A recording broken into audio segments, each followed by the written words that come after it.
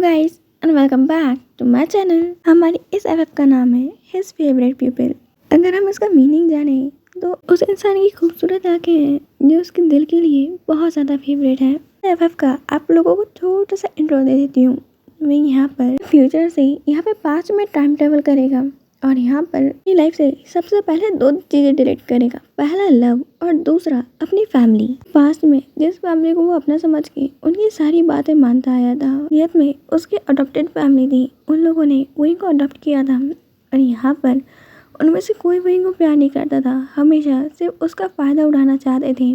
और जब वही या मैरिज की एज तक पहुँचा, उन्होंने सिर्फ वही के लिए ऐसे रिश्ते ढूंढे जो हमेशा कोई ना कोई ओल्ड पर्सन होता और या फिर कोई ऐसा जो वो इनकी ब्यूटी के लिए बहुत ज़्यादा मनी यहाँ पे उन्हें दे सकता था। वो अपने फैमिली की इसी मैरिज से भाग रहा था। उनकी फैमिली ने उसकी मैरिज पहले ही वैन फैमिली का बड़े बेटे वैन चाओ से शादी तय कर दी थी और वैन चाओ उस टाइम का सबसे बड़ा माफिया था।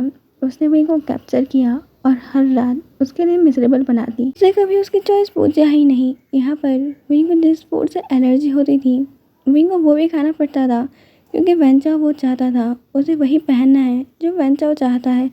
उसका हर एक मूव वैन नोटिस करता है। वही वैन के बताए हुए टाइम से 1 सेकंड लेट भी यहाँ पर आग भी ब्लिंक करता है तो उसे पनिश किया जाता है।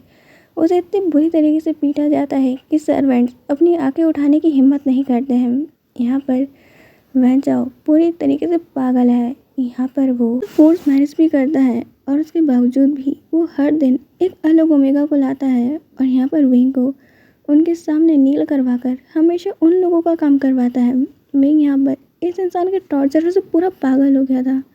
जब उसने खुद को सुसाइड करने की कोशिश करी तो इस इंसान ने उसे बंद कर दिया। हर दिन पता नहीं कौन सी मेडिसिन उसकी बॉडी में इंजेक्ट करता रहा। इसके कारण जो बेबी उसने कंसीव भी किया था वो यहाँ पर उसको उसे 5 मंथ में छोड़ के चला गया, जिसके कारण विंग की बॉडी बहुत ज़्यादा वीक हो गई और यहाँ पर ब्लड कफ करने लग गया था। वो जानता था कि अब वो मरने ही वाला है। तो यहाँ पर जो मेडिसिन वैन उसे दे रहा था उसने वही सारी मेडिसिन उसके खाने में मिला दी। इसके कारण विंग यहाँ पर तो मर गया पर उसके साथ साथ वैन भी। और अब वही जब अपने डेथ के बाद सोच रहा था कि ये आगे कभी नहीं खुलेगी। यहाँ पर जब उसकी बॉडी को सब लोग दफनाने वाले थे वही यहाँ पे शौक था कि कोई पर्सन उसकी ग्रेव के बाजू में यहाँ पर खुद की यहाँ पर ग्रेव खोद रहा है। विंग अपने प्रोफेसर को वहाँ देख के बहुत शौक था। उसने अपना कॉलेज तक कंप्लीट नहीं कर पाया था और वैन ने उसे कैद कर लिया। आखिर इस प्रोफेसर ने उसे मुश्किल से सिर्फ 1 हफ्ता पढ़ाया होगा। आखिर वो खुद की ग्रेव क्यों खोद रहा है, आखिर ये प्रोफेसर करना क्या चाहता है। विंग के दिमाग में बहुत सवाल थे पर यहाँ पर विंग बॉडी को वांग जी बहुत प्यार से साफ करता है, उसके लिप्स पे किस करता है और वैन की वेडिंग रिंग जो विंग के हाथ में आज भी थी उसे निकाल के फेंक कर वो यहाँ पर अपने पॉकेट से एक बहुत ब्यूटीफुल सी रिंग विंग को पहनाता है। यहाँ पर वो विंग की उस डेड बॉडी से खुद के हाथ में वो रिंग पहनता है। विंग की सोल यहाँ पर सब कुछ देख रही थी।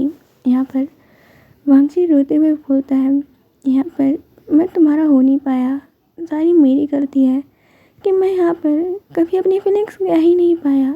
जब तक मैंने उन्हें सब कुछ समझा टाइम बहुत दूर जा चुका था और अब तुम मुझसे पता नहीं कितने दूर चले गए हो, पर यहाँ पर डेथ हम दोनों को सेपरेट नहीं कर सकती।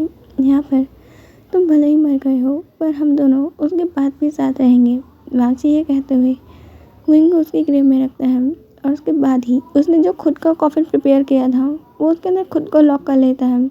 यहाँ पर अब वो वहाँ पे जो बॉडीगार्ड्स थे उन्हें ऑर्डर देता है कि उसकी लाश को भी यहाँ पर विंग के साथ अब यहाँ पर दफना दिया जाए। वो जिंदा विंग के साथ एक ग्रेव में उसने खुद को बंद कर लिया। विंग ये देख के शौक था कि पर्सन ने खुद की लाइफ ले ली सिर्फ उसके साथ यहाँ पर डेथ को कंपनी देने के लिए। विंग के आंखों से आंसू बह रहा था। आखिर ये पर्सन उससे कितना प्यार करता होगा। विंग के दिल में इसलिए ना प्यार थी ना नफरत, क्योंकि अब प्यार जैसे शब्द से उसका विश्वास बहुत पहले ही उठ गया। उसे अपने लाइफ में सिर्फ अपने यहाँ पे बेबी से प्यार हुआ था जो उसकी बैली में 5 मंथ तक रहा और फिर उसको छोड़ के चला गया। आखिर वो कैसे किसी पे ट्रस्ट करे और कैसे किसी मैरिज जैसी चीज़ पे विश्वास करे। कि सोल भी अब धीरे धीरे वहाँ से गायब होने लगती है। विंग सिर्फ एक आखिरी विश करता है कि वो कभी भी यहाँ पे कभी भी अब रिबर्थ नहीं लेना चाहता। पर शायद गॉड को कुछ और ही मंजूर था। वो वापस अपनी आंखें खोलता है अपनी पुरानी बॉडी में, और यहाँ पर ये सारी चीज़ों के होने से 7 साल पहले अभी छोटे से स्टाफ क्वार्टर्स में अपनी आंखें खोलता है, क्योंकि उसकी फैमिली उसे स्टाफ से भी गहगुजरा मानती है। तो जो स्टाफ्स यहाँ पे क्वार्टर इस्तेमाल करा करते थे और अब वो इस दुनिया में नहीं है, उन्होंने वो क्वार्टर्स विंग को दे रखे हैं। अब आंखें खोलने के बाद विंग अपने पास्ट की सारी चीज़ें याद करके यही सोच रहा था, क्या वो सब कुछ सपना था।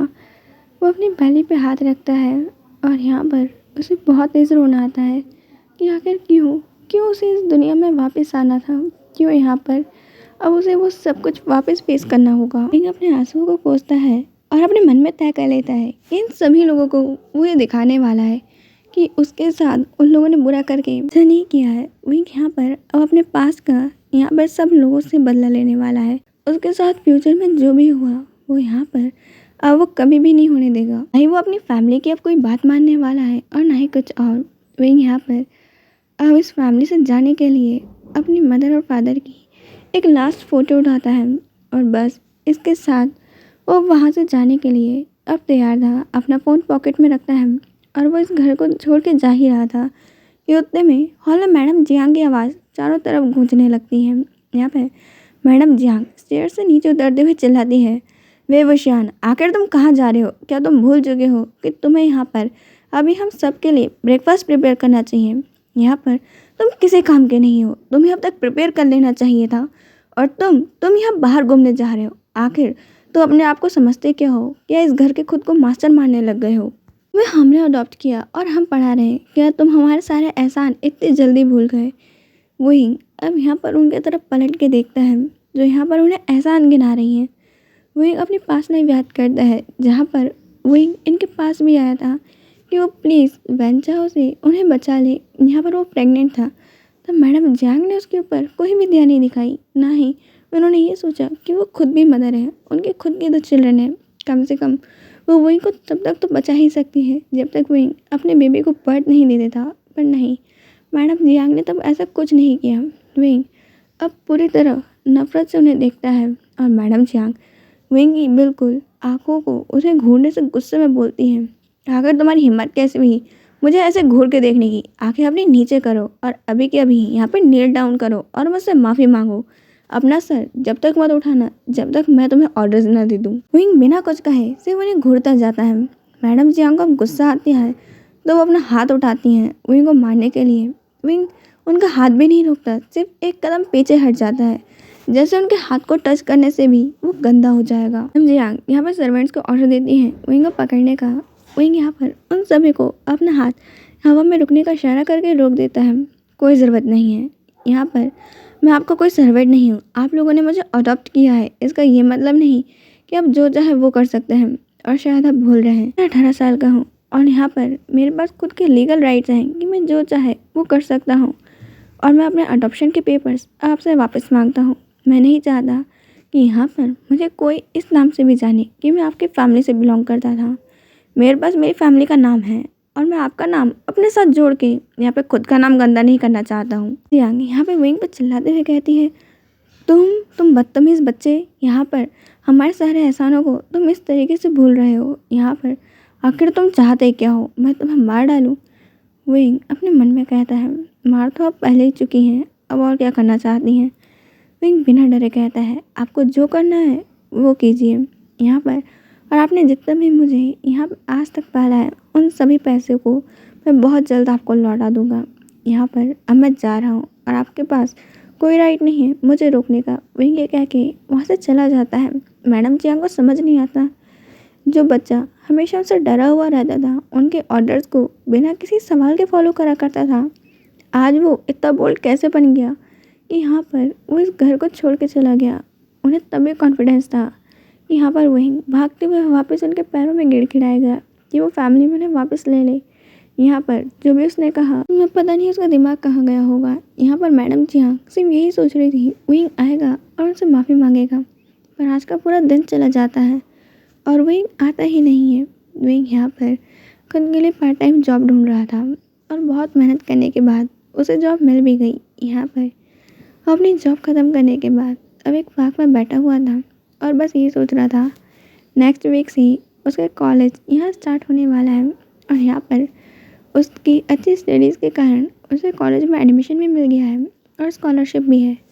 पर अभी मेन प्रॉब्लम है कि वो रहेगा कहाँ। ये सब कुछ सोचते हुए अभी आसमान की तरफ देख ही रहा था कि उसे याद आता है यहाँ पर उसके पेरेंट्स ने उनके डेथ से पहले यहाँ पर उनका हाउस उनके नाम पे करा था। वही यहाँ पर अच्छे से याद है कि वो हाउस कहाँ पे है। अब वो उठता है और रास्ते जाने लगता है।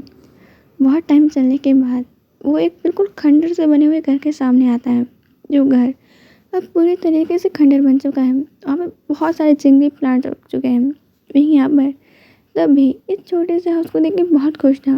वो उस उतनी बड़ी जेल से तो बहुत अच्छे हैं। डोर को जैसे तैसे ओपन करता है और यहाँ पे अंदर सारा सामान देखता है, फर्नीचर और बाकी सारी चीज़ों को यहाँ रेनोवेट करना पड़ेगा और यहाँ बहुत ज़्यादा डस्ट है। थोड़ी मेहनत के बाद यहाँ पे लाइट्स भी ऑन हो ही जाती है। वहीं फिर वहाँ पे एक काउच को देखता है, उसे साफ करता है और वहाँ लेट जाता है। वल डोर को बस ऐसे ही लॉक कर दिया था अंदर से और यहाँ पर बस अपनी आंखें बंद करके यहाँ पर सारी चीज़ें सोच रहा था और सोचते सोचते फिर उसकी आंखों से आंसू बहने लगते हैं और जब वो यहाँ पे नींद में पहुँचता है उसे उसके नाइटमेयर्स यहाँ सताने लगते हैं। आखिर उसके पास में जो भी हुआ वो सारी दर्दनाक मेमोरीज ऐसे कैसे भूल सकता है। आज के लिए इतना ही, हम मिलेंगे नेक्स्ट पार्ट के अंदर। बाय।